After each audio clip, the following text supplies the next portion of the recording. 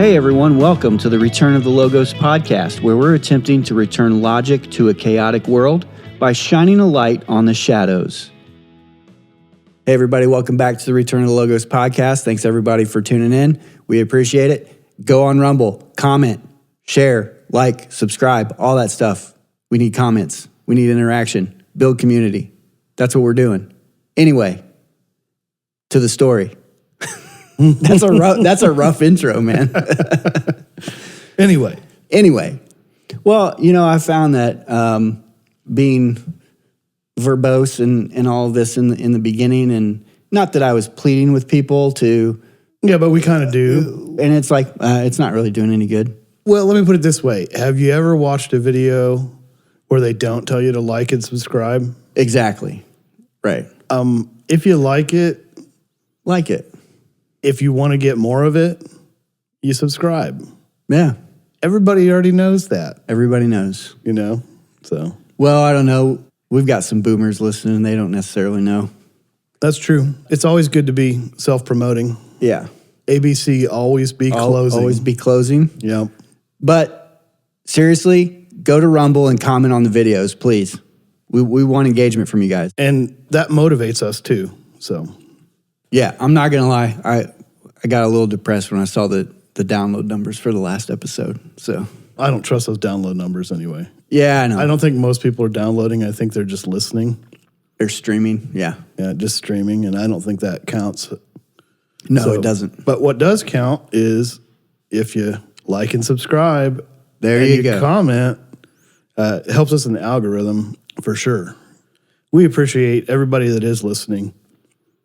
But it helps bring us to other people just by interacting a little bit.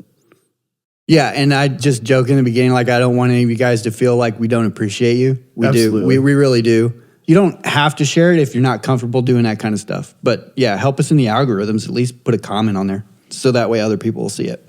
Anyway, let's get into it, Andy. Yeah. Today is June 2nd. June 2nd. And June... is my birthday month. Is Andy's birthday month. So we'll do a preemptive happy birthday, Andy. There's a lot of people celebrating this month, and I think it's because of my birthday. You think it's because of your birthday? They're very flamboyant. They seem very excited. They're flamboyant. Yeah. And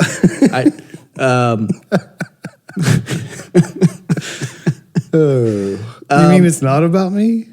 Well, whatever makes you feel good about yourself, and not be too sad about getting old, the growing age. Mm-hmm. If that makes you feel good, then yes, it's all for you, Andy. Yeah, okay. It's all for you. That's what I thought. I assumed that's why all the parades and people wearing chaps. I didn't fully understand what that had to do with me. But I was gonna say, if you're assuming that people wearing chaps is celebrating your birthday, then I don't want to know. I don't really know. Yeah, I never really understood it.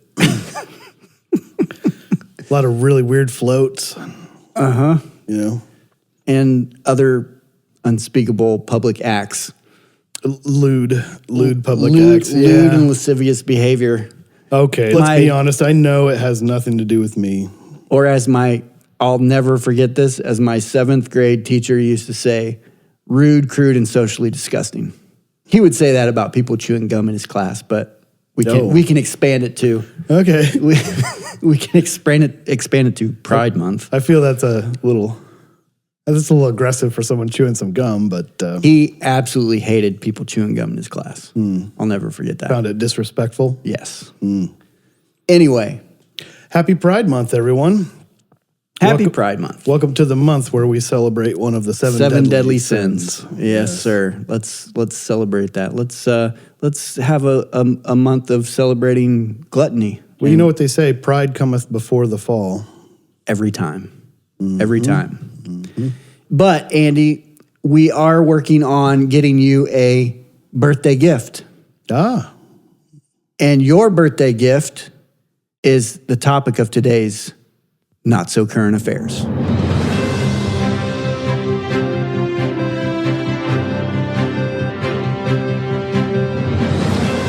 Welcome to Not So Current Affairs with your host, Isaiah The president will send a $9.4 billion rescissions package to Congress next week, giving Republicans an opportunity to enact cuts suggested by Elon Musk's White House Doge office. An Office of OMB spokesperson confirmed to Business Insider that the package will include $1.1 billion in cuts to the Corporation for Public Broadcasting and $8.3 billion in spending reductions to foreign aid at the U.S. Agency for International Development. Trump is aiming to stop the CPB from funding PBS and NPR, which was the subject of an executive order that he issued earlier this month. The president has long targeted funding for public broadcasting. The $9.4 billion in spending reductions is far below where many conservatives would like it to be, but codifying cuts from Doge is a goal that's been firmly embraced by House Speaker Mike Johnson of Louisiana. Now, Andy, we've talked about USAID before. We have. But we have not talked about the Corporation for Public Broadcasting. Well, this is fortuitous because actually, I don't want to call anybody out, but my wife was talking to one of our neighbors. Very nice couple, young couple, and they're pretty liberal.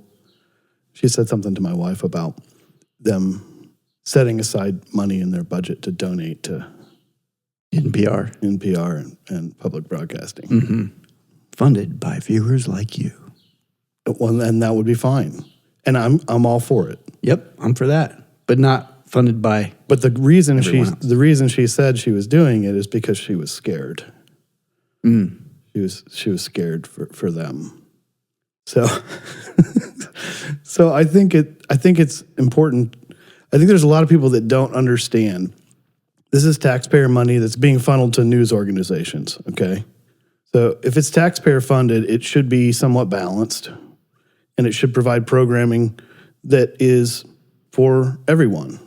I would say I want it to just be politically neutral.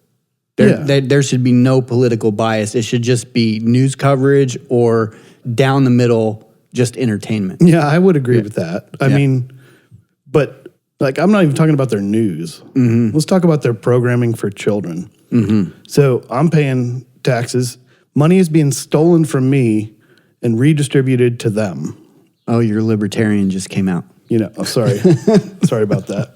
Yeah, I'm not going to... I mostly agree. I'm not going to go on some Rand Paul rant or something, but a certain amount of taxes are theft. So anyway, so they're taking money from me and funneling it to these folks, but the programming for kids is unusable for me. I won't let my daughter watch it. When I was a kid, there was plenty of programming that my parents, as Christians, would allow me to watch on PBS, and there was a lot of good programming. Yeah, me too. There wasn't much that I was allowed to watch, honestly, but I used to watch a lot of children's programming on PBS, and PBS also provided a lot of nature shows. Mm-hmm. David Attenborough. Attenborough, yeah. Yep.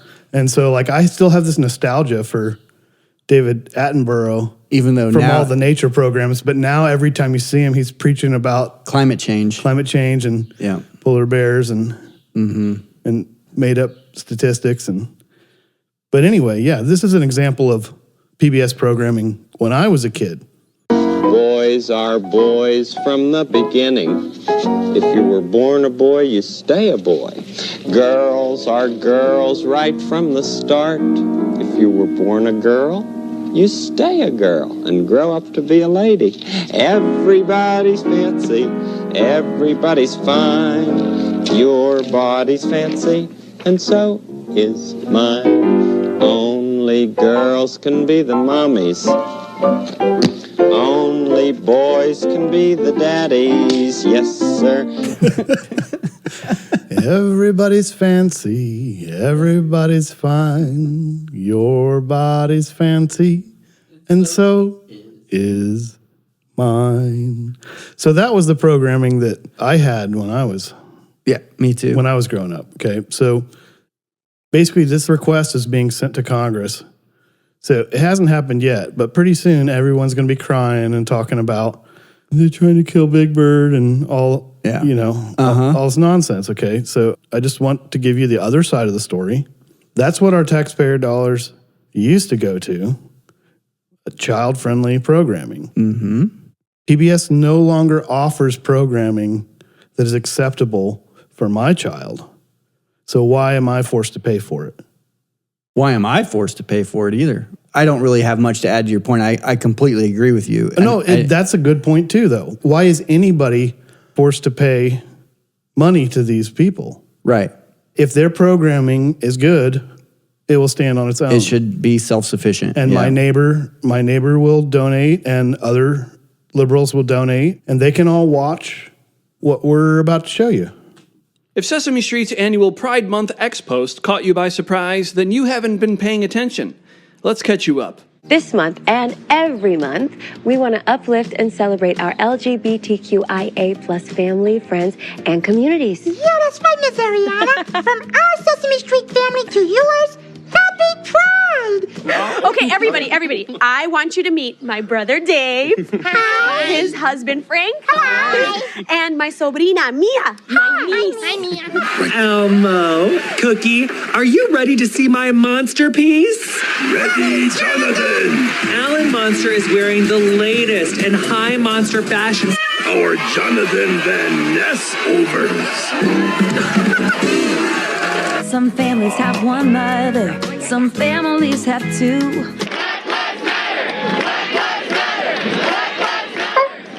Elmo doesn't understand. What's happening? Why are all these people together?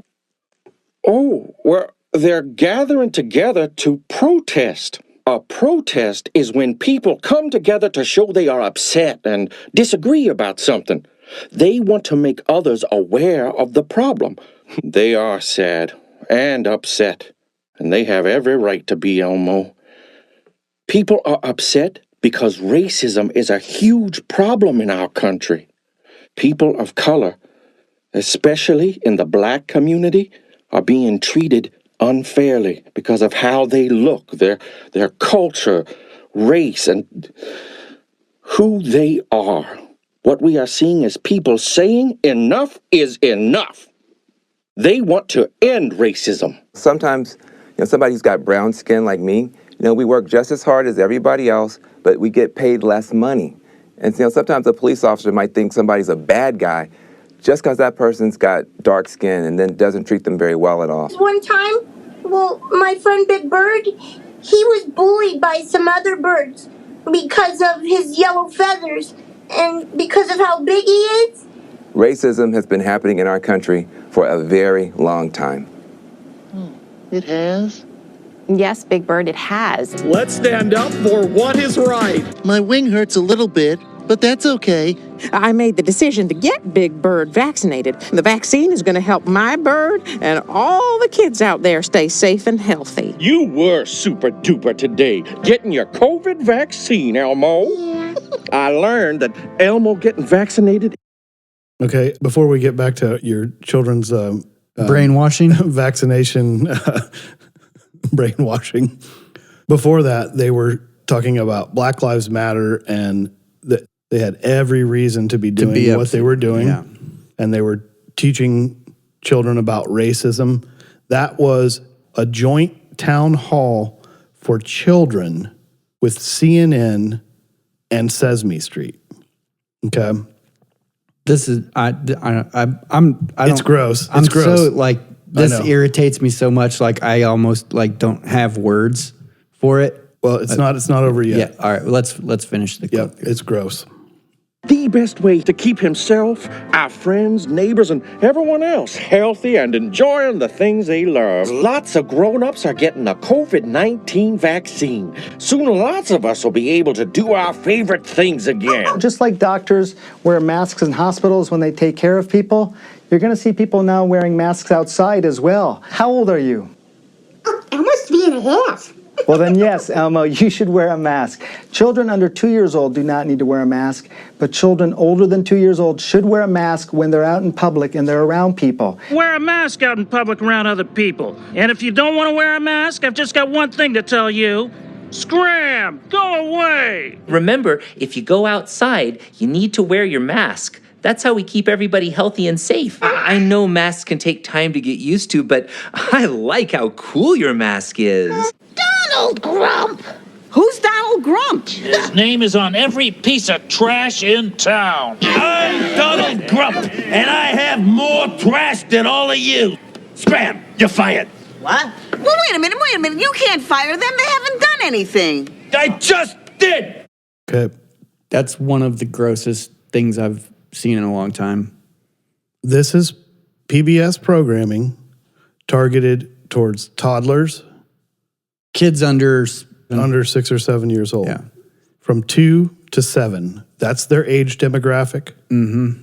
This is not programming for my child. I don't think that's appropriate programming for any child because, for instance, the BLM, I'm going to call them what they were, the BLM riots. Yes. Okay. I could understand if kids were in those areas and they actually saw it, or they were with their parents and they happened to see it on the news, and maybe the kids were scared and didn't understand. Mm-hmm. I can understand giving an explanation, but to expand it to, because racism is such a problem in this country, and to just implant that in the kid's head. Yeah. That's ridiculous. So now the other stuff, like the pride stuff, there's absolutely no reason for that. There's just no reason. There's no reason for it. It's neutrality. That's what you said to start with. Right, yeah. If this programming is taxpayer funded, there should be a certain level of neutrality. Yes. And there is no neutrality with NPR. And I don't know how old our listeners are, but I remember when Sesame Street and Mr. Rogers and most of the stuff on PBS was trusted by parents regardless of political affiliation. It was trusted by parents regardless of religious affiliation. Yeah. As safe content for young children. Yeah. It used to be like what parents do now, put their kid in front of an iPad, which I totally disagree with because you have zero control. But it used to be something, your 4-year-old, you're trying to get him to calm down. Hey, Mr. Rogers is on. Let's watch Mr. Rogers. And you could just set him down in there and then, he would be entertained for half an hour. Yeah, my screen time was very limited. Yeah, mine too. The programming that I was allowed to watch most of the time was on PBS. Yeah, me too. So look, if you're older and you're like, why are they attacking Big Bird or whatever? If you're like from my generation, what you just heard, that's what they're trying to push on little kids. Yes, and that's why we want to take away Big Bird's money. That's my job. I don't need them to be telling my kids what's what about LGBTQ plus IAA, B, C, D, divided FG. by semicolon. Yeah, whatever the hell that is now. Yeah. That's my job. It's not the government's job, and it's not PBS's job.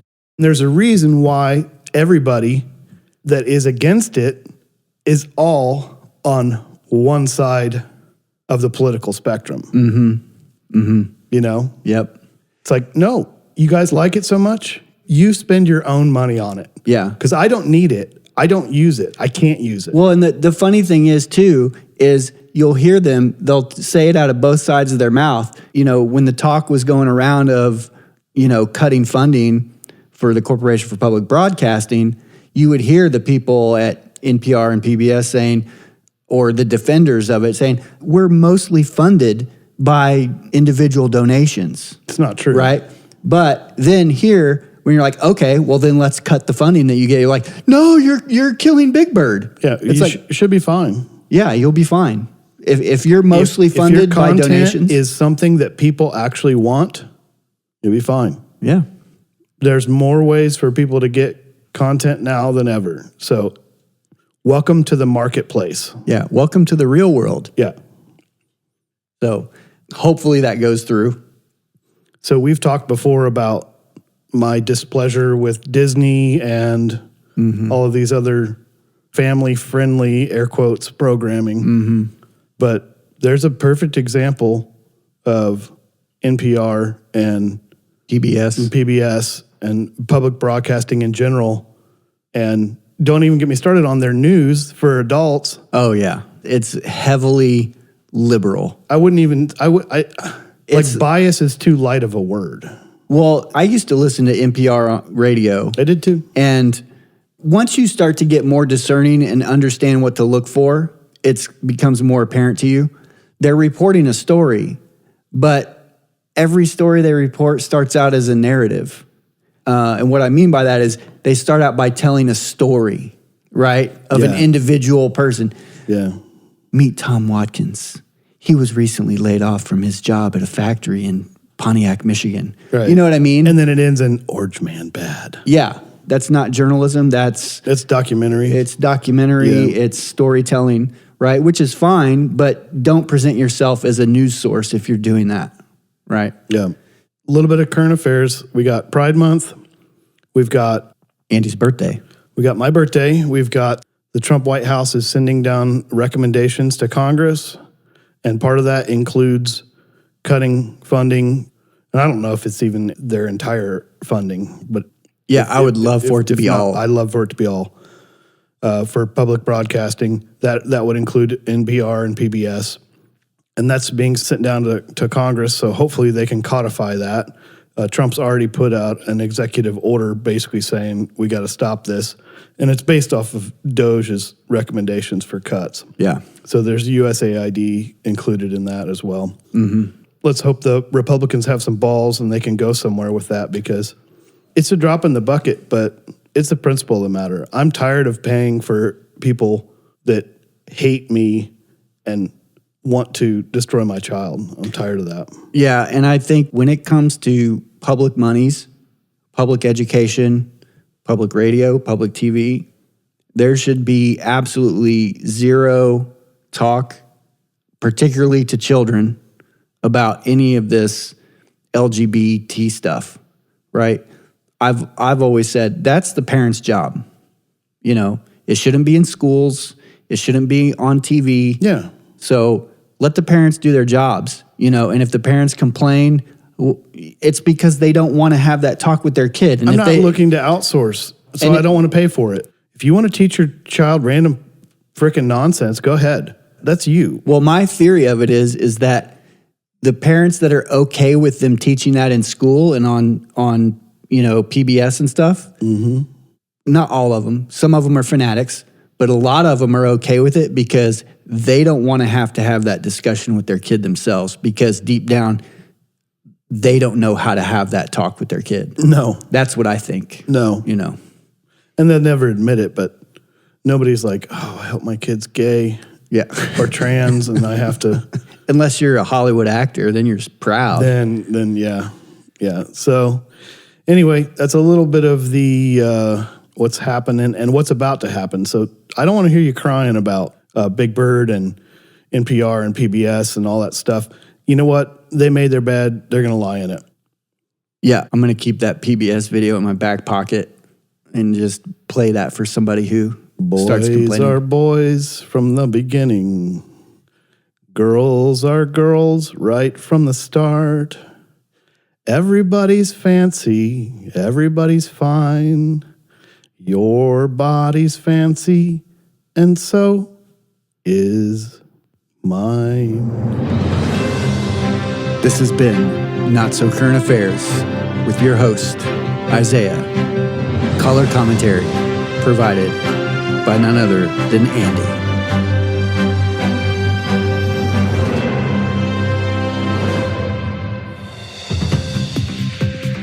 All right, so we're going to get into the rest of this episode, and this is actually kind of, by the time you guys are hearing this is also going to be not so current events or not so current affairs.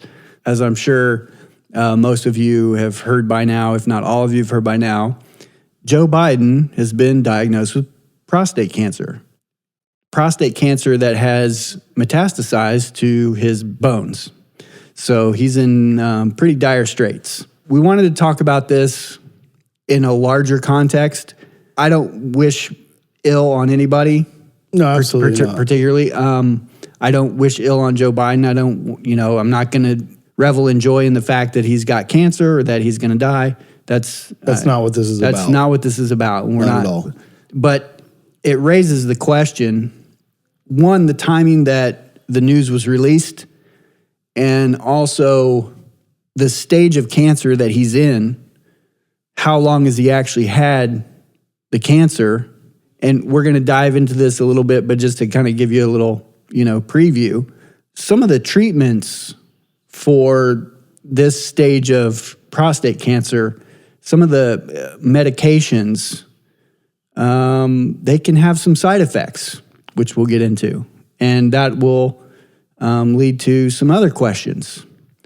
So first off, I guess, Andy, I'll ask you, obviously, you know about this. With the information that you've had, what's your initial take on, specifically, I would say, just the timing of the announcement and how you read that?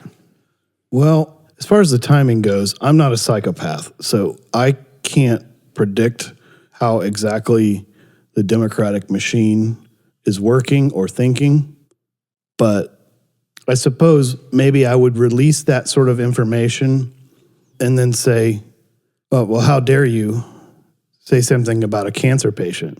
Mm-hmm. There's something that the far left finds virtuous about victimhood. Mm-hmm. So now Joe Biden is not only an elderly man, and he's a cancer patient. Yeah, it's sort of like when someone says something dead nuts on about Kamala Harris, and they're like, let's have a little respect. Yeah. For the vice president. Yeah. It's like, what did I say that wasn't true? Right. But that's a play. I don't know. I think the timing of it is sort of interesting, having to do with Jake Tapper's book coming out, talking about the media's cover-up of the mental decline. Yeah, that's kind of where I was at with it. I think, in my opinion, I think that they saw that Jake Tapper was releasing this book. They didn't necessarily see that coming because Jake Tapper is a fart in the wind. He'll just kind of blow wherever to stay in whoever's good graces he needs to. So they didn't anticipate his book coming out. And I think they wanted to take the air out of that story of his book release. That's kind of my take on it. Yeah, that's kind of what I was getting at. But yeah, I don't know. I'm not a psychopath, so I don't think that way. I don't think, how do I make this person a victim so you're not allowed to talk about the elephant in the room? Right. And the whole thing with Jake Tapper, the funny thing is like, oh yeah, he's the fucking whistleblower. Yeah. That dude was just as much responsible for any of the cover up as anybody. And now he's saying something that we've known about.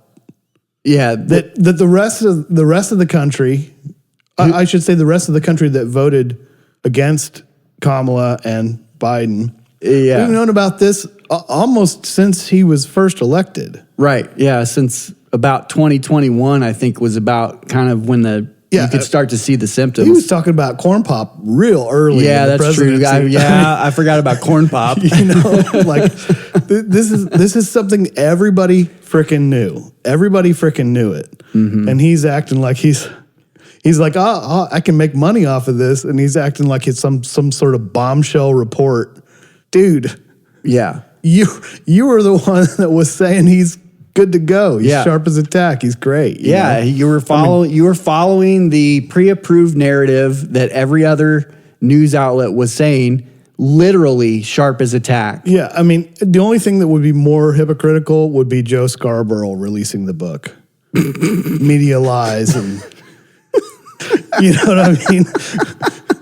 Media lies and the real story or something, That's great. Speaking of Jake Tapper, y'all take a listen to this. The authors of a shocking new book about Joe Biden's mental decline are under fire today for not speaking out sooner. Don't news people have to tell you what they know when they find it out? The revelations in Original Sin. I got to interrupt here because, Jon Stewart, I don't agree with his politics, but he has some moments, and that was a good moment. Yeah, sometimes he's accidentally funny. That's a good way to put it. Yeah. troubling. What we found out was shocking, just the degree to which he was addled. Why didn't you share it before, as soon as you got it, as opposed to gathering all the information, then putting it out in a book that you will undoubtedly profit from? CNN host Jake Tapper and Axios journalist Alex Thompson told Gayle King that their sources in Biden's inner circle were unwilling to talk until after the election. Can you pause this? Yeah. So that's a morning show interview, and everybody sitting around in all these white leather chairs, comfy chairs, all facing each other in a semicircle. Yeah. Mm-hmm. They're all the same fucking people. That we're saying he's good to go. We're saying he's good to go. He's sharp as a tack. He's the best Biden ever. Yep, you all know? the same people. It's all the same people. And then now they're like challenging. No. But you're going to make a profit. You're going to make a profit from this. It's like Jake should just be like, yeah, I'm smarter than you. Yeah, you should just be. You're just mad that you didn't do it. Yeah. But I don't know if you caught this because you were sorry. I was just laughing. No, I'll rewind a little bit. But but basically they said that none of the White House staff that they communicated with were willing to talk to them about Biden's decline until after the election. So I'll bring that back just a little bit so you can roll that back a few. Yeah. In Biden's inner circle were unwilling to talk until after the election. If we had learned in real time that President Biden didn't recognize George Clooney, we would have reported it. That's a huge scoop. No, Biden's eldest granddaughter, Naomi, is hitting back today, slamming the book as political fairy smut, lies written by irresponsible, self-promoting journalists out to make a quick buck. And that's actually probably true. Or fallout from Biden's stage 4 prostate cancer diagnosis. Former White House physician Dr. Kevin O'Connor is taking heat for failing to catch the cancer sooner. Boy, Kevin O'Connor's got a hell of a haircut. Yeah, you guys go out there and look for, what was his name, Kevin O'Connor? I cut my own hair, so I have no one to speak, but... Well, yeah, but you just use a clippers, right? Yeah, I think this guy should invest in some clippers. I think... Personally. I mean... He's got a bowl and scissors. We know he has that. Or his wife does. Or his wife does. Or his husband. Who Everyone go look up Kevin O'Connor, White House medical doctor, and you'll see what we're talking about. I'm sorry, take it back a couple seconds. My bad. Okay. He's a happy guy. Yeah.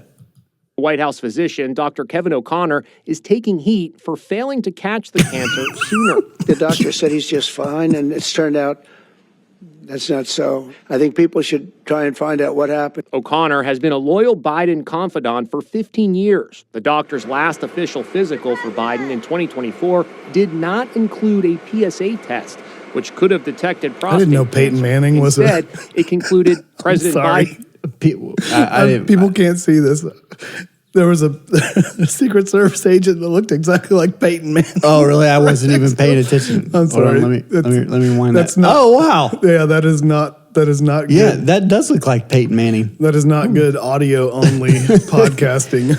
Hey, don't worry, guys. Eventually, we're going to get to video podcasts, and you'll get to see all this stuff. But yeah, holy crap, that does look like Peyton Manning. Peyton Manning as a Secret Service agent. Hey, man, he's a big guy. Yeah.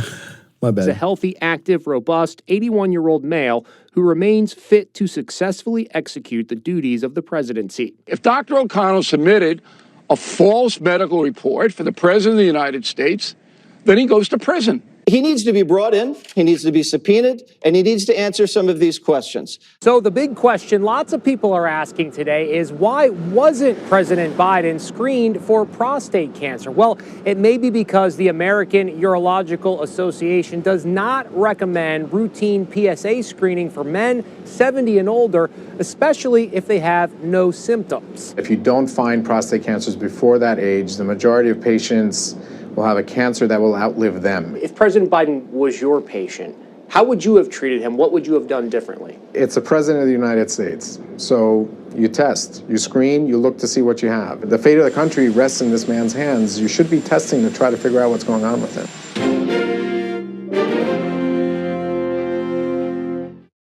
Hey, we should use that music for that. Not so current affairs.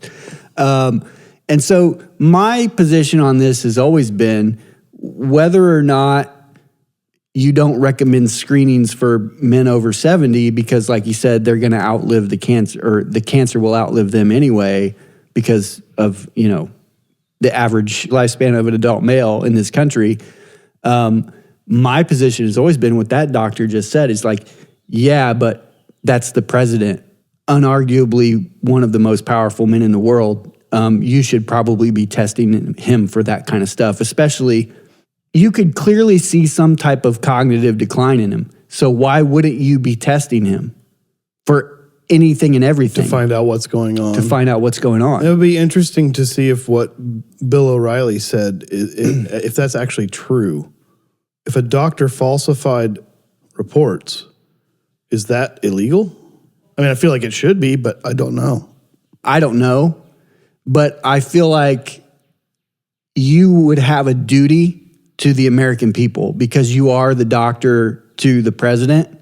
You need to be upfront and honest about the condition of the elected leader, right? Again, I mean, I don't know if that is something that's illegal, but I mean, falsifying documents, isn't that what they charged Trump with for 38 felonies? about a mortgage loan or something? Yeah. Well, I don't know, but I mean, that doctor, he was part of the military branch of government, which is controlled by the commander-in-chief. Under the executive office, so something should be looked at there. Forget the utter hypocrisy of them talking about having a transparent administration and all that kind of stuff. I don't think that they didn't test for it and they just didn't know. I think they absolutely knew about it. I think they knew about it. And I think that this is a prime example of what I think is a huge problem. It's been a huge problem, is that just the infection of politics into everything, right? Because, I mean, politics, okay, I understand. It gets swampy. You know, people are going to manipulate the truth and everything. But it's like, you know what? When it comes to the health of our leader, we should be informed, especially if he's going to run for another term. Don't lie to me and tell me he's in perfect health because that can change my vote, you know? I have an interview here with another doctor. This was on MSNBC. I'm just going to play a quick clip. You guys, you can find all kinds of interviews with doctors, CNN, MSNBC, Fox. They've all been doing interviews with doctors about this. And, you know, they all have pretty much the same opinions, but I wanted to give you just a little snippet, and here's what he has to say. Dr. DeVille, another oncologist that I heard from mentioned that he was surprised that given that the former president has regular access to health care and screenings, and of course is a former president, that it is only now that this was diagnosed after it had already metastasized to his bones. What do you make of that? Is it just that this kind of cancer is so aggressive that by the time he was screened again, it had already spread? How surprising is it, I guess? It is a little bit surprising for someone who we expect to have very, close healthcare and management.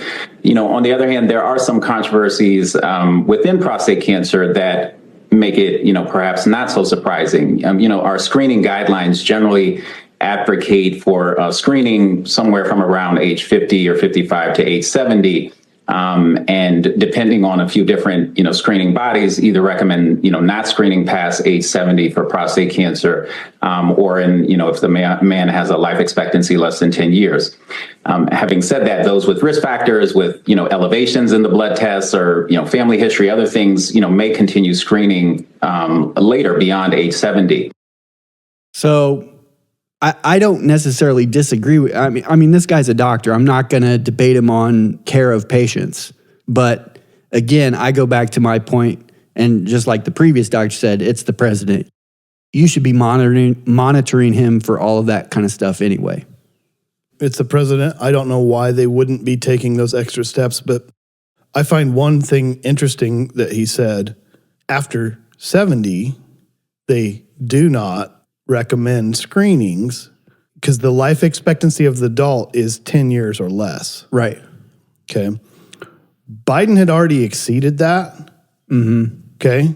So that doesn't make any sense. And what that tells me is specifically, they're saying if you only have 10 years left to live, it's not worth screening. Then it's not worth screening for prostate cancer because it's not going to get you before you die. That means that Biden had this 10 years ago. Possibly. Or at least 5 years ago. Right. If you trust the experts, like this guy. Yeah, and I think it's kind of funny. The thing that I picked up on that, and that a lot of the doctors are saying that are going, particularly the ones that are going on the more liberal news shows, is they're trying to emphasize, well, it's an aggressive form of prostate cancer. And okay, that's fine. But I did, just some cursory searches about prostate cancer, and when it spreads to the bone, it doesn't spread to the bone until you're in stage 4. So even if you have an aggressive cancer and you can get to stage 4 more quickly than another form of cancer that's not as aggressive, it's still not like that just pops up within 6 months. Well, if they're saying on average, if you're going to live for 10 more years, then it doesn't matter. You don't need to get the screening. Right. That should tell you something. Even if it's aggressive form. Right. That's a 10-year time period. Yeah.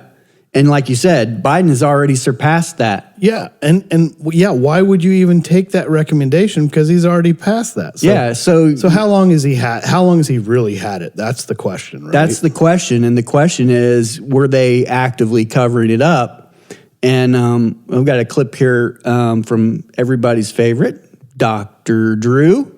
And Dr. Drew actually, I think he talks about it in this clip, but I'm pretty sure that he says that he actually had prostate cancer as well. So he knows about this, and he's a doctor.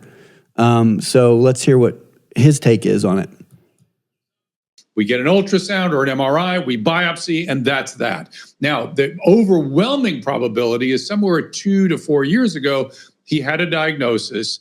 It was treated. It got away from them. Now he has metastatic disease. The really interesting aspect of this, though, is that when somebody has metastatic prostate cancer, we use androgen deprivation therapies to manage it. And one of the common side effects is falling, muscle atrophy, and cognitive decline. Wow. In fact, I have prostate cancer. And when I was I had a little recurrence, I had to have some radiation. And at that point, I talked to my urologist. I said, the one thing I don't want is androgen deprivation because I don't want what it would do to my brain. Wow. I don't want it. I'll take my chances with something else. But that would be the routine treatment for the first line on metastatic disease. Are you okay now? I mean, I didn't. So the reason I wanted to pull that clip was because he is talking about what is atypical treatment for metastatic prostate cancer. And he listed some of the side effects of those treatments. Muscle atrophy, check. Specifically falling or coordination, check. And cognitive decline, check. And that's a specific treatment of androgen deprivation is what he was saying? Yeah, so what that is, and you guys can look this up if you want to fact check me, but this is what it is. Basically, they, interestingly enough, this could tie back to the LGBTQ plus minus AA stuff. They basically give you testosterone blocker because prostate cancer is exacerbated by the presence of testosterone. And so instead of, cutting your nuts off, they give you testosterone blocker to essentially take your testosterone levels down to 0, and then it gives less fuel to the cancer cells and drastically slows it. But some of the side effects are what Dr. Drew was just talking about. Is one of the side effects taking a dump on a debate stage? Very well could be. I think so. I'm just guessing. I'm not a doctor. Yeah. I'm not a doctor, but I'm a human with eyes and life experience. I did stay at a Holiday Inn Express. I don't even know if that's the right commercial. I don't know, but I got what you were getting. Yeah. So basically, my takeaway from this is that there's two possible options. The third option, which I don't really see as plausible, is that this basically just came up and they just caught it. I don't buy that, which leaves me with two other possible scenarios. The two possible scenarios are they actually did detect it about 4 to 5 years ago, started treating it, and then that's when you started to see his cognitive decline, like we were talking about in 2020, 2021, which timeline-wise, that would kind of line up. Or the other possibility I see is that they caught it not quite that long ago, but not just now. Maybe they caught it 6 months ago, a year ago, something like that. Because they saw his cognitive decline, they were regularly testing him for anything and everything, and they picked it up, but they didn't want to break the news that he had cancer because he was planning another run. And who knows the psychopathy behind why they would let somebody run that's got cancer and has a prognosis of death. I don't know. So in my mind, those are kind of the two options. But I don't know, what's your take? Yeah, no, I can buy that. I think those are both possibilities. Based off of the history of his administration and him running for office in the basement and the whole circumstances of his election, all the COVID stuff, all the ballots being mailed out to dead people, just mailboxes. Like yeah. If there's a mailbox, it's getting like 2 or 3 of these things, sending them.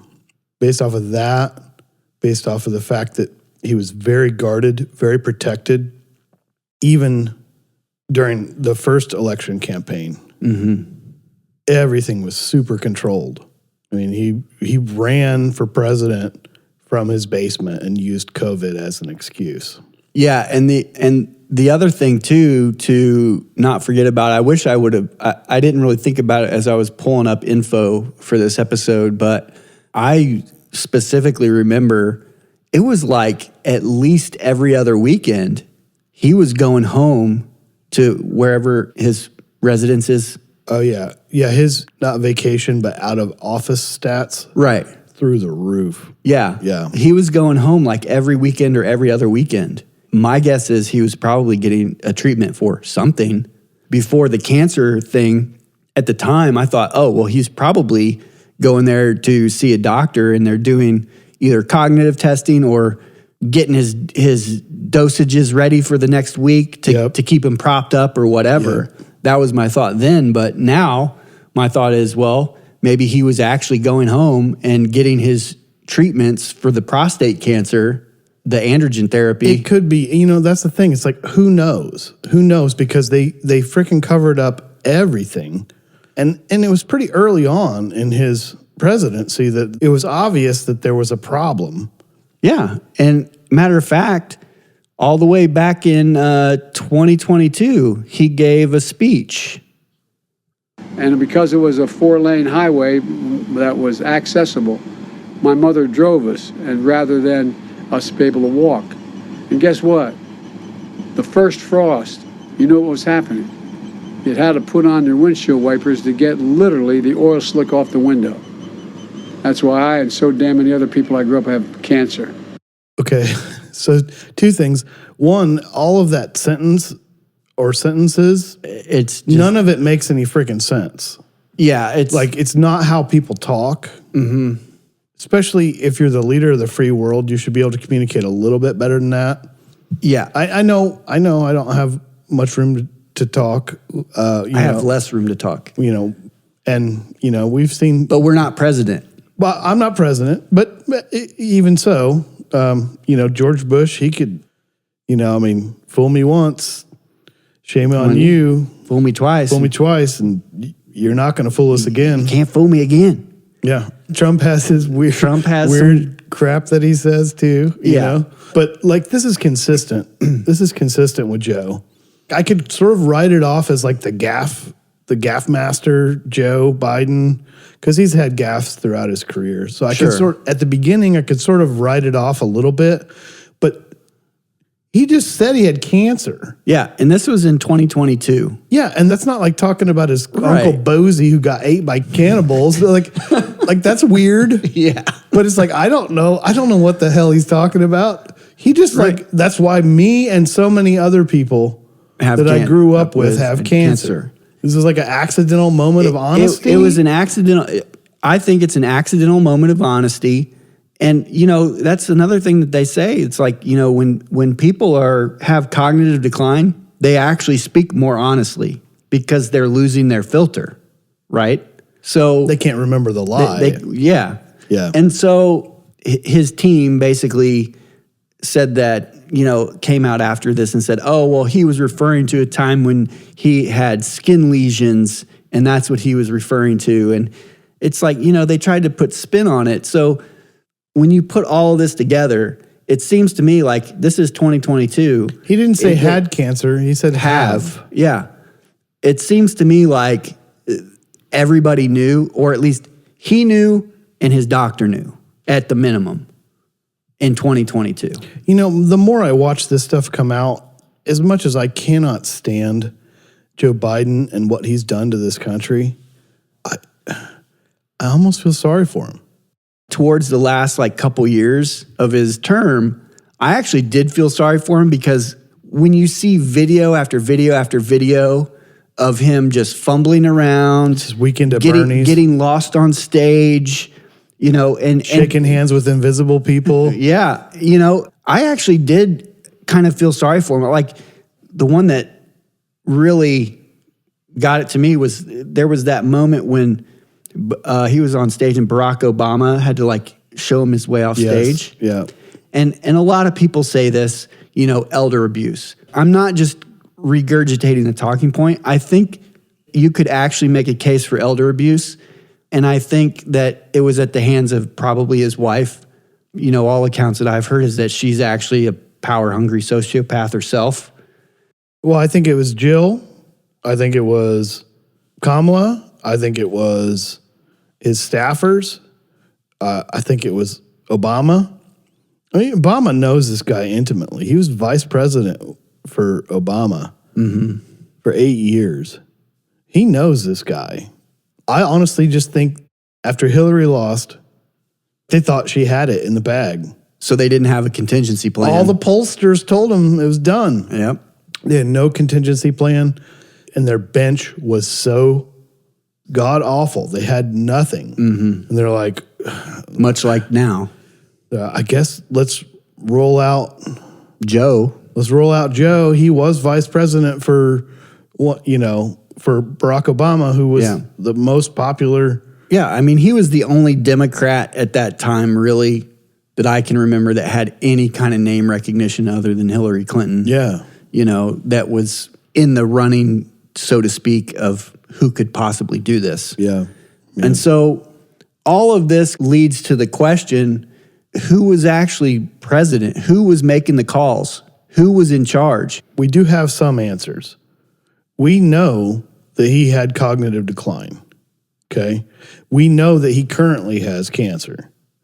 We don't know if those two are connected, okay?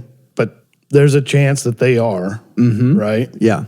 So we do know something was wrong, and something's been wrong for a while, and that everybody was covering it up.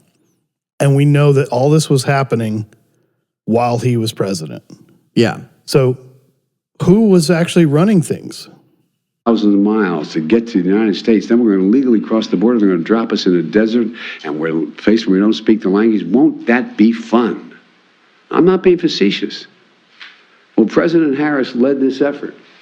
Oh. President Harris led the effort. Not the only time he said that. It is not the only time he said that. It's, Now, when President Harris and I took a virtual tour of a vaccination center in Arizona. President Harris. A vaccine center? It was a vaccine center? It was a vaccination It's a vaccine center in Arizona? So there were apparently times when Joe Biden thought that Kamala Harris was in charge. Really? And it's like, Do you really want this woman in charge? He even called for termination of the United States Supreme, the supreme land of our nation, the United States Constitution.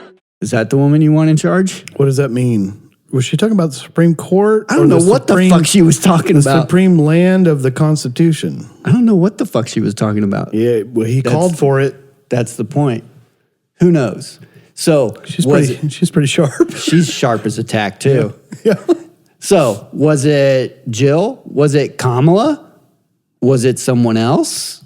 They were ignored by the Biden White House because the president wasn't there.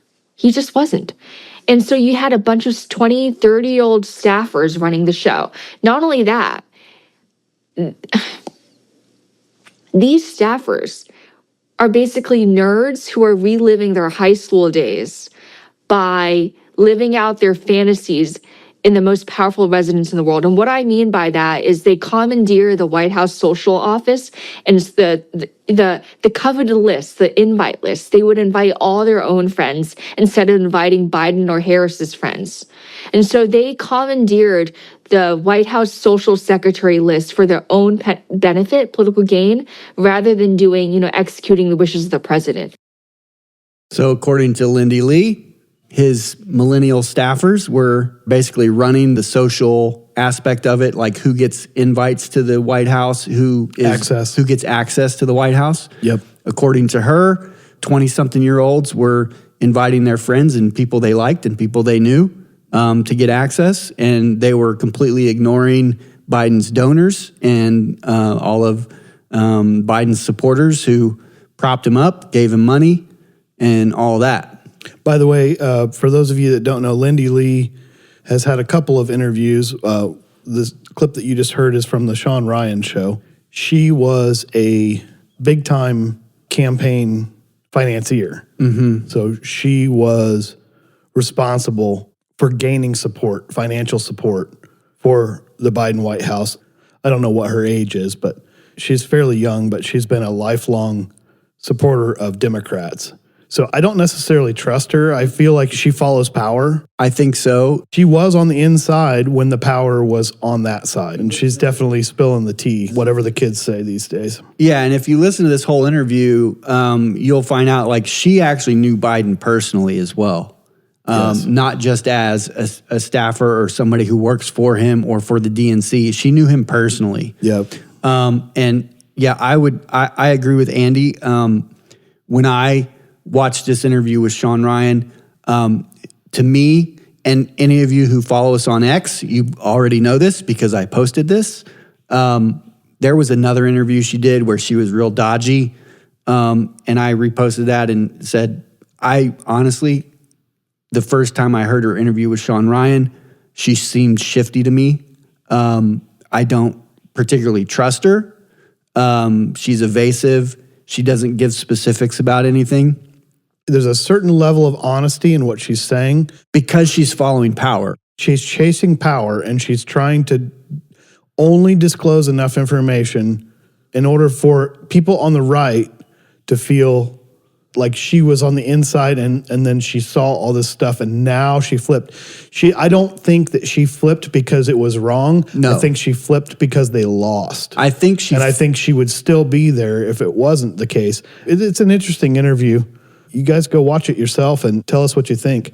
I think that he doesn't put the screws to anybody. He's really good at doing interviews and keeping people open and communicating. You could tell he was trying to pull more out of her. He's like, well, why is it that you think that the right would trust you or accept you now? Yeah. Right. I think she's doing what she's doing because she's politically homeless. And I think because she's made her living in that arena for the first time in her life, she has a real fear about not having a job and not having any money. Yes. I think it's personally motivated. I don't think it's like, I saw all this stuff and I realized it was wrong once. Right. Otherwise, she would have come out a long time ago. Right. Yeah. She did not do that. Yeah. This interview was February 6th of this year. She's somewhat elusive, but she says a lot of interesting stuff in this. Yeah, she says interesting stuff, but yeah, I found her to be a little bit elusive, deflecting and shifty. For the first time in her life, she's politically homeless because the party that she's been in for her whole life is now nothing. Yeah, it's gone. I don't trust her, just like I'm not going to go to church at Kanye's church, and I don't really care about his gospel music. There's something that's off, but I think there's some honesty in what she's saying. I think so. And I think she had access and she saw things that... Well, like any good politician, she's being only as honest as she needs to be to get what she wants. That's kind of the way that I view it. Yeah, that kind of makes sense. Yeah. Yeah. So that, like I said, that goes back to the question of who is actually running things. You've got all these different people that have all kinds of influence with a man who clearly had cognitive decline, probably had cancer in secret. And so this brings us to discuss another controversy that they've been talking about this for over a month now, the whole debate about the auto pin. Now, at first, when I heard about the auto pin, I thought that this was basically like, have you ever had to sign a PDF digitally or something like that? Yes. I thought it was something like that. This is actually a literal machine that you put a pin into, and at some point, the real person signs their signature, and the machine records their pin movement, right? And then once the machine has recorded their pin movement, literally you put a piece of paper into it, and it literally recreates the movement, signing the document. That's what the auto pin is. It's not digital. It's not fully digital. It's not digital. It's an analog machine. It is essentially a robotic arm holding a pin that can reproduce a pre-programmed signature on documents. Ooh, I don't think a president should even have that. I don't think that should be a thing. I understand the argument. Well, the president's not always available to sign something, so he can call a high-level staffer, his chief of staff or whoever, and sign off on it and say, yeah, go ahead and do it. I understand the argument. I've got home loans with DocuSign. Yeah, but I don't... I mean, I know I'm not the leader of the free world, but... Right. I understand the argument, but I don't agree with it. Yeah, okay. So I'm not condoning it. But all of these people competing for power and control within the office, do you mean to tell me that every document that got put into the auto sign machine, Joe Biden gave the okay for? Is that plausible? There's questions about his cognitive ability, his probable diagnosis of cancer. Is that really plausible? Well, and where's the proof of that? And where is the proof of that? So we got an article from NBC, the most trusted source in news. The most trusted source in news. I'm not going to read this whole thing, but just to kind of give you guys an overview. As House Republicans prepare to investigate former President Joe Biden's health and mental fitness while in office, they are increasingly zeroing in on his use of so-called auto pin to sign certain pieces of legislation and executive orders. Wait, why is it so-called? Why? Yeah. Well, this is, again, once you learn how to read these liberal sources. Oh, got it. The most trusted source of news. Yes. It's so called that. Well, and I think it's funny that that they say they're increasingly zeroing in on his use of the auto pin or so-called auto pin. It's like, well, why not? If the accusation is he's mentally unfit, anything that he signed is in question. Translation, Republicans pounce. Yes, Republicans pounce. Republicans pounce, and what would you replace with so-called? Alleged auto pin. Yeah. And so-called auto pin to sign certain pieces of legislation and executive orders. Next paragraph. Auto pins have been used in the White House to generate signatures for decades. So right in the next paragraph, these so-called auto pins that probably don't exist have been used for decades. They've been used for a long time, actually. Have been used for decades, with Barack Obama being the first president to use it to sign legislation. But congressional Republicans, who are largely taking their cues from President Donald Trump, that is irrelevant, see the use of auto pins as a key line of attack as they reopen a probe into Biden's mental acuity and his ability to do his job. And this is the last section I'll read here.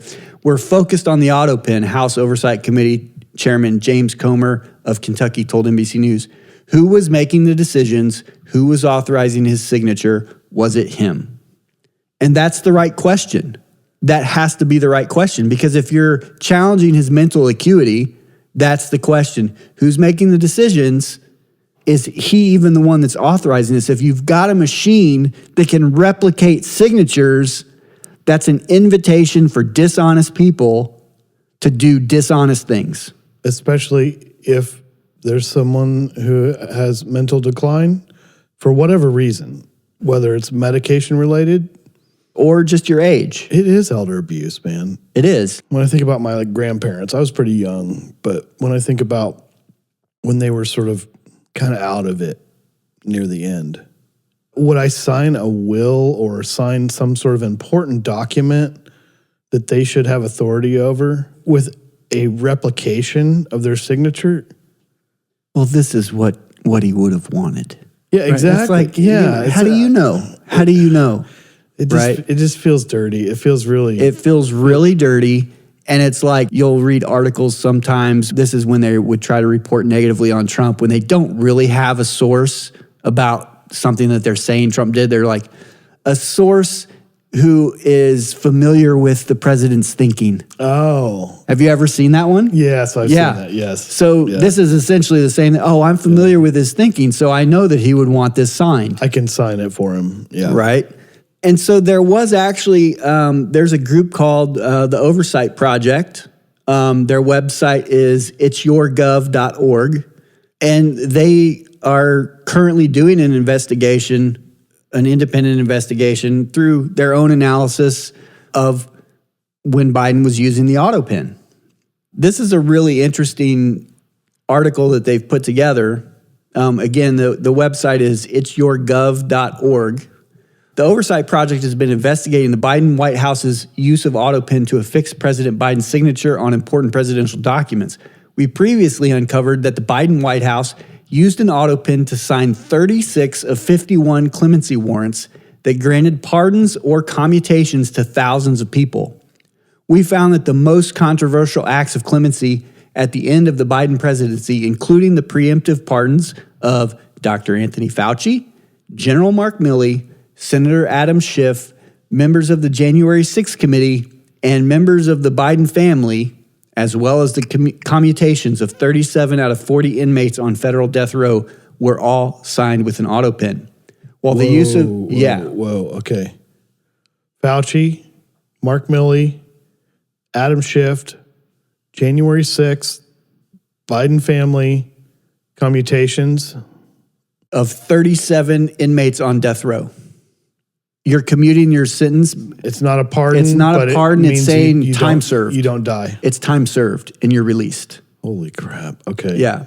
And so 36 out of 51 clemency warrants that granted pardons or commutations to thousands of people. So you're telling me a guy that wants to talk about Batacalf care knows the names of thousands of people that deserve pardons or commutations, and that he signed a clemency warrant for all those people, that he knew all those names? I don't think so. True and honest shower to pressure. Yeah. You know the thing. You know the Corn Pop. He knows Corn Pop's name. He knows Corn Pop's name.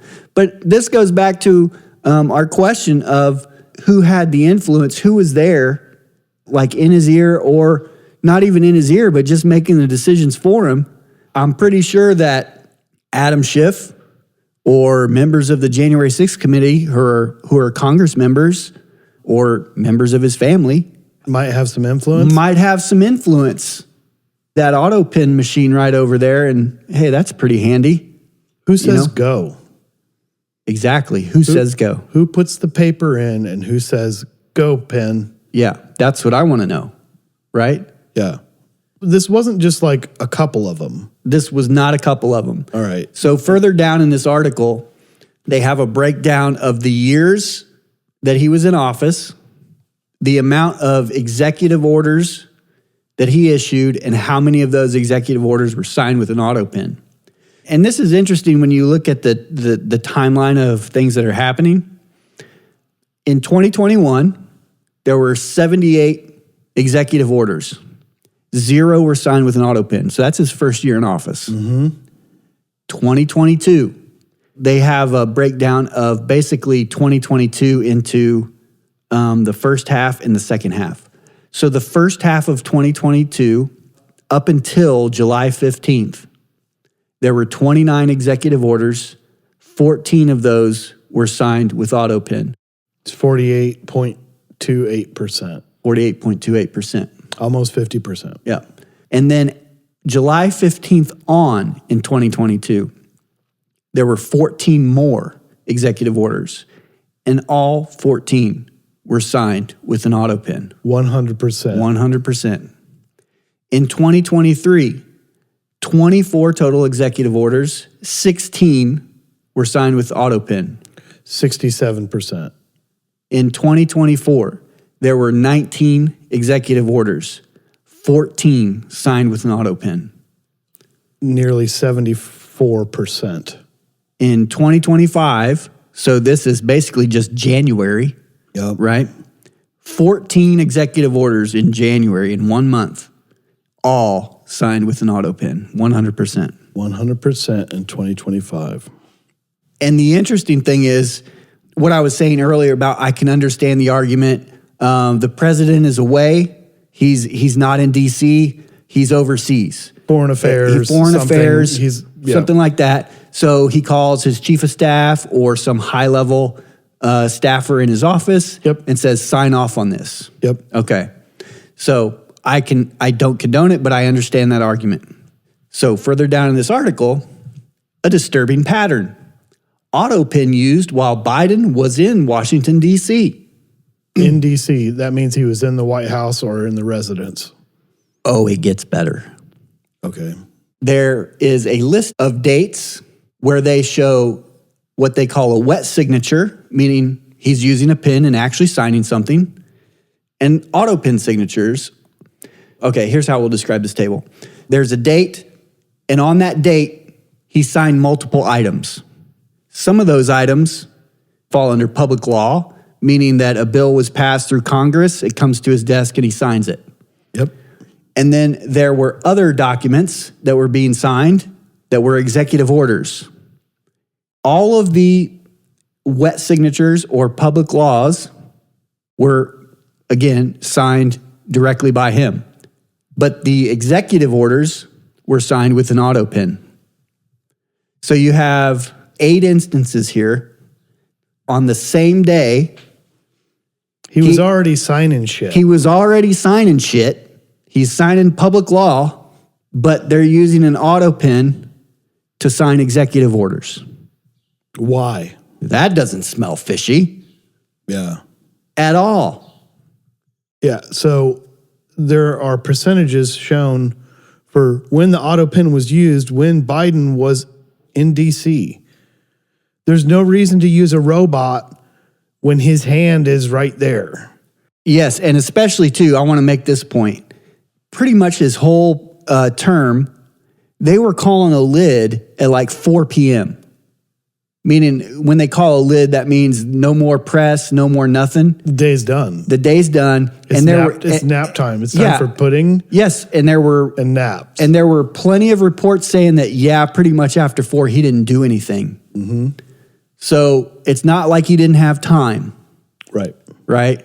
And so, Andy, if you want to go back to this. Yeah, so it says the oversight project found that a significant majority of the uses of the auto pen and the signed orders were issued on days where President Biden was physically present in Washington.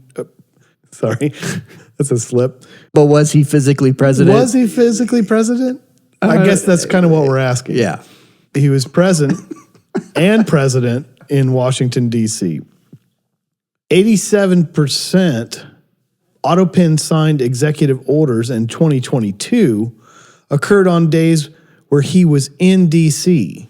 And in 23, 75% of the auto pen use, he was in D.C. In 2024, nearly 60%, he was in D.C. And in 2025, nearly 80%, he was in D.C. Mm-hmm. So why are they using the auto pen? If it's him making the decision, he's sitting in the Oval Office. Why can't they be like, sign this? Yeah. These aren't like big press events where you're handing the pen to someone afterwards. Right. Not every signing. Like you see, is a press event, yeah. Right? Yeah, you see signings that are press events, but that's a minority, and of that's their choice, right? They normally do that for the big one to try to bolster some sort of political support behind something, right? And be like, look what we did, right.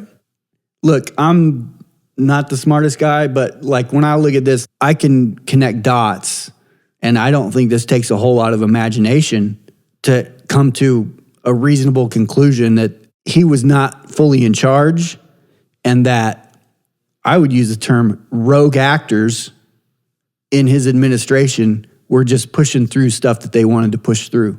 At the very least, questions need to be answered. Like, it's a valid question. So Donald Trump sneezes or makes a mean tweet, and it's like some sort of massive story. Yeah. Why is it the left, anytime there's something that involves honesty and integrity, they don't want the answers? Why not? This is something that I wanted to get into because it's like, look, I would assume that everybody that listens to us are probably conservative or conservative leaning, and I would consider myself that. But honestly, I'm just more interested in the truth more than anything. Yeah. That's what I'm interested in. I'm kind of partisan, but hey, look, I have no trouble calling out conservatives when they do something that I think is shitty. Yep. I have no problem saying something good about a Democrat when they do something that I think is good. I can give an example, like AOC sponsored a bill to try and cap credit card rate limits. Or was it credit card rates or bank fees? It was one of the two, I can't remember. But, I don't have any problem saying that, yeah, I think that's probably a decent thing to do. I'm okay with that because I think credit card companies are kind of screwing people over. I don't agree with her on much else. But the point here is that, like, yeah, I'm kind of partisan, but I'm more interested in the truth and I'm more interested in what's right. If there was more good faith conversation coming from the other side, and if I felt like there was more honesty, I would be so much more willing to sit down at the table. Mm-hmm. I would be so much more open-minded. But if this stuff was going on with the Republican administration, I would have no problem being like, what's going on here? Right. I'm not part of a cult. The only reason why my political persuasion is what it is because I'm trying to be an honest actor. I'm trying to call it how I see it. I'm trying to look at the world around me and look at what's going on and say, who's the good guy? Who's the bad guy? Mm-hmm. And I feel like the left is forever supporting the bad guy. And I don't understand why good-hearted people think that that's the thing to do. Look, we started this out sort of making jokes about the Pride Month or whatever. Mm-hmm. I have an aunt that's a lesbian. God rest his soul. I have an uncle that's gay. I have friends that are gay. I've got nothing against gay people. It doesn't bother me. I actually, some of them I enjoy. I mean, they act like bitches, and I think it's funny because they're like fucking bitchy queens or whatever, But they're fucking hilarious. Like, there are people that I legitimately enjoy hanging out with them. It has nothing to do with politics, anything like that, Look, I don't have anything against folks. I just don't want people trying to fuck with my kid's head. Right. Yeah, and that's the point where I'm at. The thing that pisses me off the most is when I see blatant, unequivocal lying with no remorse. You're insulting me directly. At the very least, they're insulting your intelligence. Right. Yeah. And it makes me so mad, one, because it's so prevalent right now. I mean, it's everywhere. And two, it's a reflection of where we're at as a society now. It's a cultural thing. Yeah, and it's just like, how am I in a world right now where this is permissible behavior? In a world where everyone lies, only the truth tellers get killed. But yeah, and it pisses me off because I'm living in a world now where it's almost considered acceptable, and people have gotten so tribal that they don't care. I think I'm speaking for both of us, but this is yet another reason why we're doing what we're doing. The word, the truth, needs to be brought back into the dialogue, right? Yeah. Because right now, the dialogue is flooded with just absolute garbage. Yeah. Return of the logos. Yeah. Return of the logic. Return of the logic, return of the word. Yeah. Return of the truth. Yeah. Okay, so you've got staffers signing as the leader of the free world, and you've got nearly half the country like okay with it, plugging their ears and going la la la la la la la la, Trump bad, Trump bad, Trump bad, Trump bad. Mm-hmm. Look, if you come to me and you say Trump did this, and it's not just Orange Man bad, if it's legitimate, I'll listen to you. Dude, I'm not saying the guy's perfect. He wasn't even my first choice. Mm-hmm. But what choices are you guys making? Right. They just follow blindly. And then when all this stuff comes out, nothing. Yeah, they have no... Where are you? Yeah, they've got nothing except ignore until hopefully it goes away. Where are you? Yeah. Why didn't you guys notice when a bunch of trannies had their titties out on the White House lawn? Why didn't you guys notice? Dude, this is not good. This is not good for our party. This is not good for our country. And this is not good for the people that I might disagree with on certain things.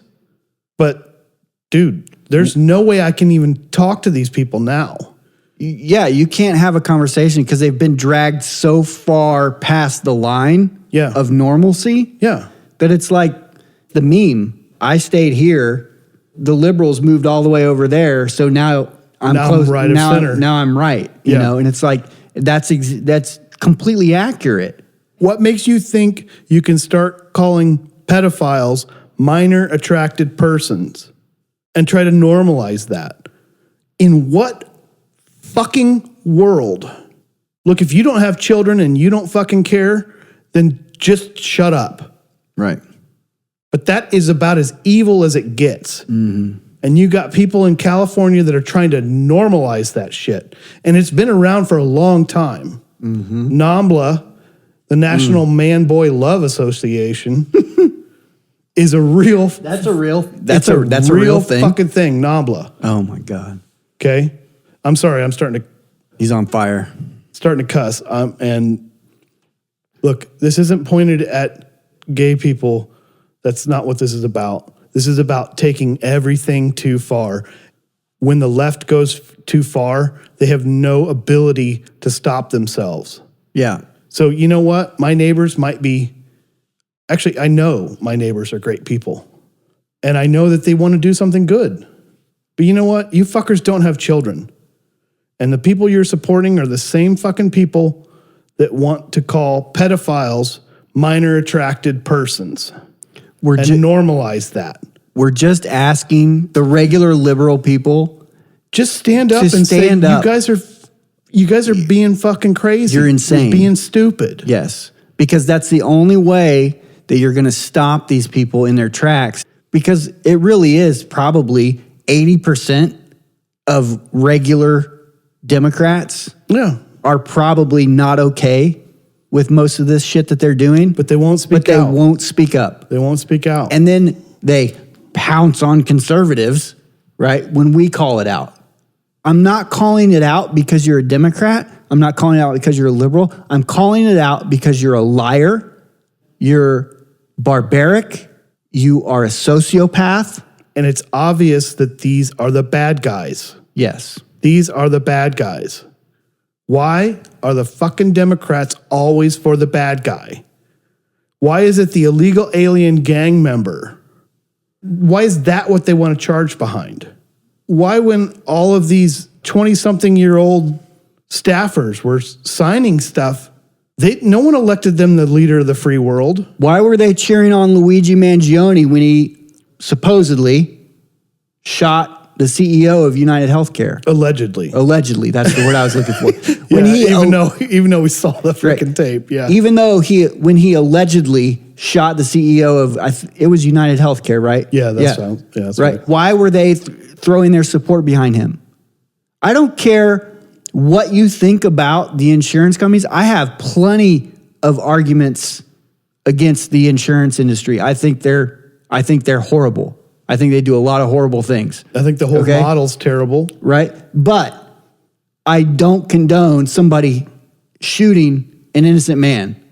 That man did nothing to deserve being murdered in cold blood. Why are you fucking always forever for the bad guys? Why is there no rational thought? I mean, look, there's part of me that feels bad for Joe Biden, but he's not one of the good guys.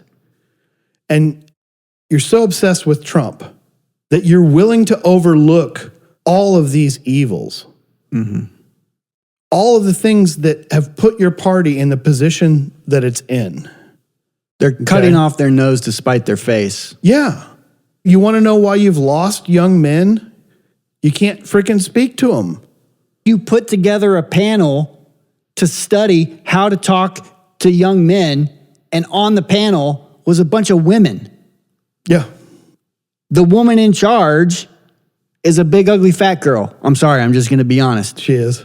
You know, and it's like, okay, do you really think that girl right there knows how to talk to an average 20-year-old guy? She's like, I love young men. I'm like, I bet you do. I bet you do. I bet you do, big girl. Yeah.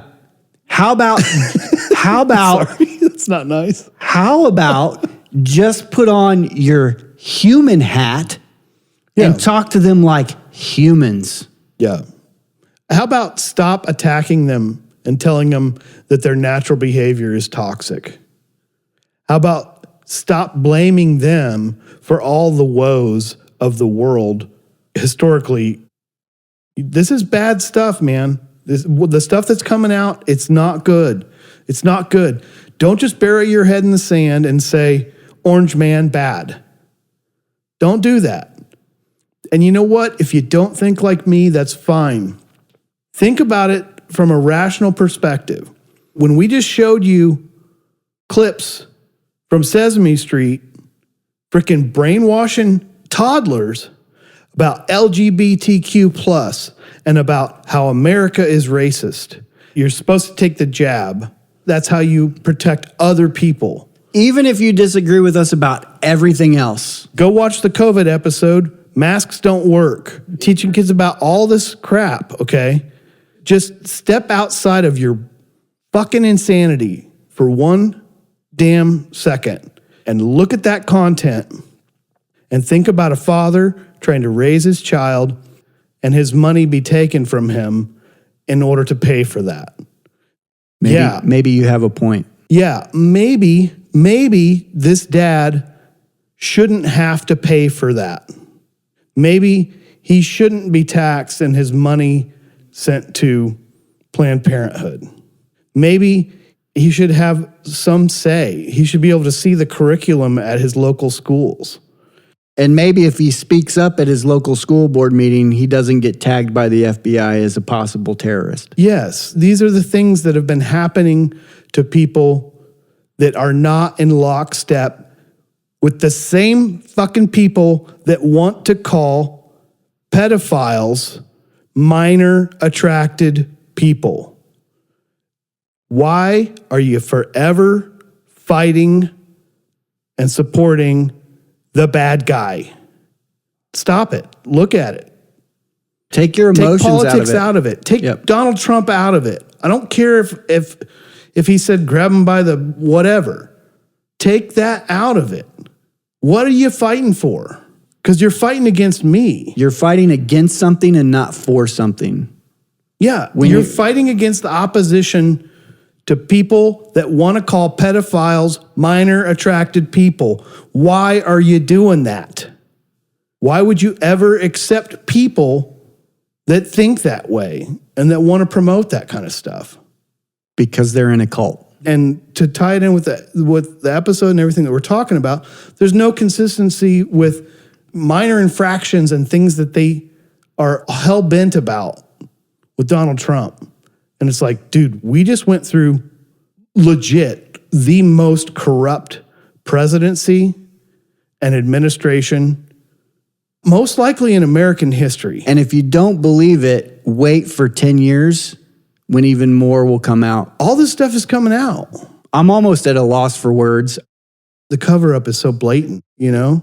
The cover-up is so blatant for anyone who's paying attention.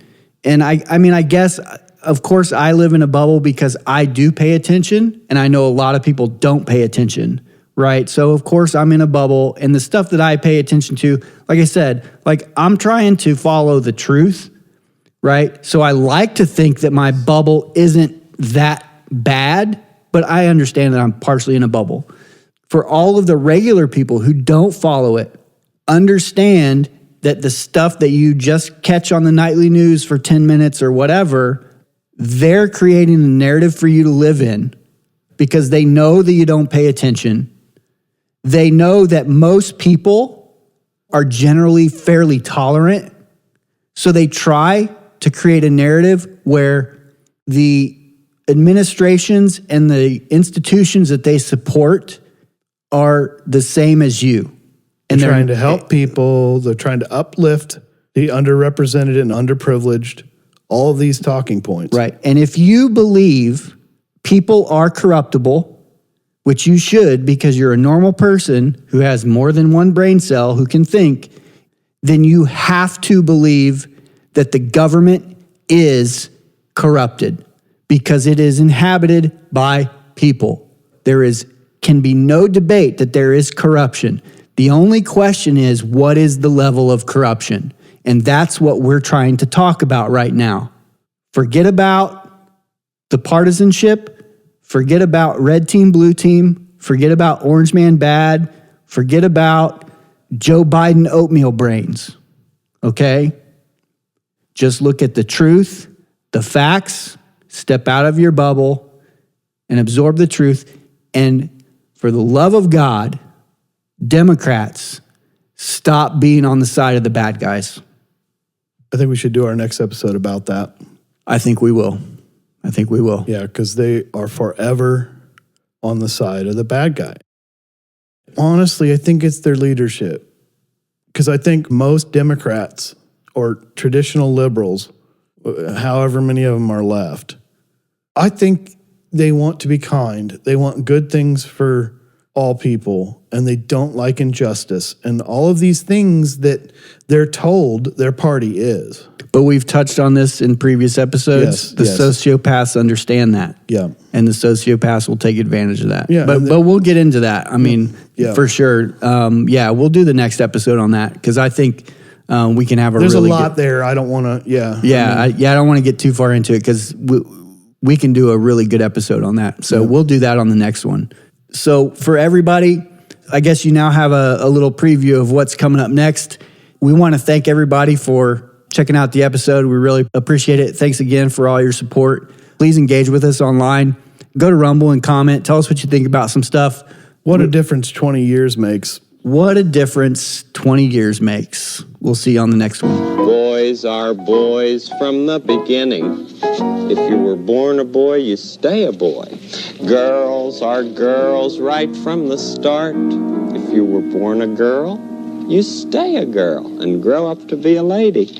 Everybody's fancy, everybody's fine. Your body's fancy, and so is mine. Only girls can be the mommies.